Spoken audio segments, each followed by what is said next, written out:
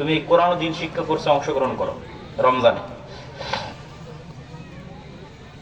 তুলনামূলক ধর্মতত্ত্ববিদ হওয়ার জন্য অমুসলিমদের ধর্মগ্রন্থ পড়া যাবে কি? যাবে, তবে তার আগে তোমার দ্বীনের জ্ঞান পূর্ণ হতে হবে। তোমার দ্বীনের জ্ঞানই দুর্বল, তুমি তো ভিন্ন ধর্মের বই পড়ে পথভ্রষ্ট হয়ে যাবে। আগে আলেম ওলামার কাছে ইসলামের পূর্ণ জ্ঞান অর্জন করো, তারপরে তুমি কত বড় ধর্মতত্ত্ববিদ হতে চাও হও। গণতান্ত্রিক শাসন ব্যবস্থা ইসলাম প্রতিষ্ঠার উপায় কি? কোন দলকে ভোট দেওয়া যাবে কি?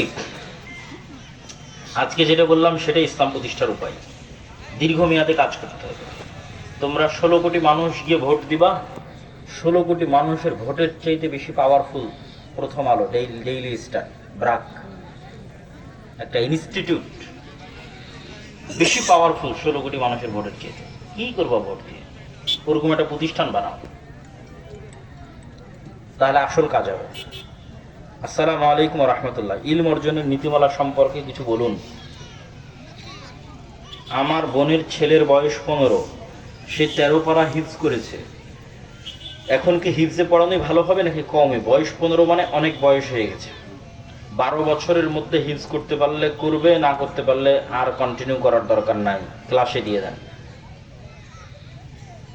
আর আমাদের যে স্কুলগুলো আছে নিবরাস ইন্টারন্যাশনাল স্কুলের মতো, এখানে ক্লাসের সাথে সাথেই হিফজ কন্টিনিউ করার ব্যবস্থা আছে। আজকের মাহফিলে অনেক দোকানপাট বসেছে, এখানে প্যান্ডেলের চেয়ে দোকানেই বেশি মানুষ রয়েছে। নাউজুবিল্লাহি মিন যালিক। এটা আয়োজক কমিটির উচিত হয়নি। আমিও আসার সময় খেয়াল করলাম যে এইখানে প্যান্ডেলের মানুষের চাইতে ওইখানে দোকানের ব্যবস্থা করেছে, ওখানে মানুষ বেশি। Very upset. যুব সমাজের ইসলামের প্রতি ফিরিয়ে আনার জন্য অনেক জায়গায় যুবকেরা আয়োজন করেছে, আমি দেখলাম।